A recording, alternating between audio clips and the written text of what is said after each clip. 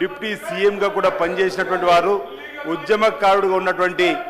కడియం శ్రీహరి గారు ఈ శాసనసభకు ఈ తెలంగాణ రాష్ట్ర ప్రభుత్వం ద్వారా సూచన చేసే క్రమంలో మరి ఏదైతే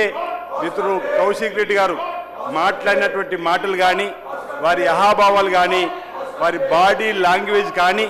అసెంబ్లీ రూల్స్కు విరుద్ధంగా ఉంది, అసెంబ్లీ రూల్స్ను అతిక్రమించినట్టుగా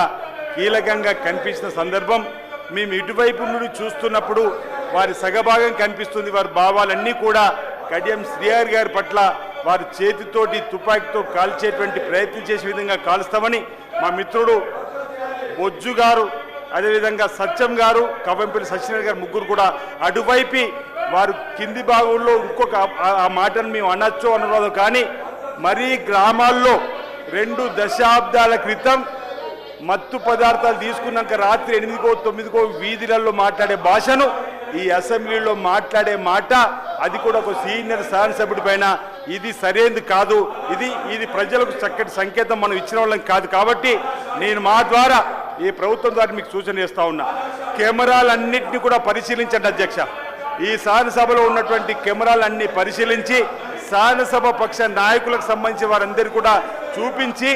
ఏమి చర్యలు తీసుకుంటారో దయచేసి మీరు శాసనసభ అధిపతిగా ఈరోజు వారిపైన చర్యలు తీసుకోవాలని, వారికి మద్దతు ఇస్తున్నటువంటి బీఆర్ఎస్ పార్టీ నాయకులను కూడా ఈరోజు సస్పెండ్ చేసే విధంగా ఇప్పటి వరకు 2 సంవత్సరాలు 3 మాసాల్లో వారు ప్రతి సమావేశం జరిగినప్పుడు ఎంత గలాట చేసినా గతంలో లాగా మా ముఖ్యమంత్రి రేవంత్ రెడ్డి గారు సభానాయకుడు హోదాలో వారిని ఎత్తి శాసనసభ బయట పడేయాలని చెప్పి ఏ రోజు అనుకోలేదు అధ్యక్ష. వాళ్ళు అరిచినా, వారు నినాదాలు చేసినా, ఈ సభకు వ్యతిరేకంగా ప్రవర్తించినా తెలంగాణ రాష్ట్ర ప్రజల ప్రయోజనాలకు అందేటువంటి కార్యక్రమాలు ఈ సభ ద్వారా అందాలి. వారు అరిచినా వారి దగ్గర నుంచి మంచిని తీసుకోండి, వారి చెడును ప్రజలే గమనిస్తారని చెప్పిన ఆలోచనలో వారిపై సస్పెండ్ చేసే కార్యక్రమం వారిలాగా గతంలో 10 ఏళ్లలో మా శాసనసభ్యులపైన చేసినటువంటి విధంగా ఈరోజు ఎప్పటి కూడా చేయలేం. కానీ ఈరోజు ఓ పెద్దలు శ్రీహరి గారి మీద చేసినటువంటి సందర్భంగా మేము ఈరోజు ఈ కెమెరాలన్నింటినీ పరిశీలించి శాసనసభ పక్ష నాయకులందరూ కూడా చూపించి చట్టాన్ని శాసనసభ రూల్స్ అతిక్రమించిన వారిపైన సస్పెండ్ కాదు అధ్యక్ష, ఈరోజు శాసనసభ్యత్వ పదవి కూడా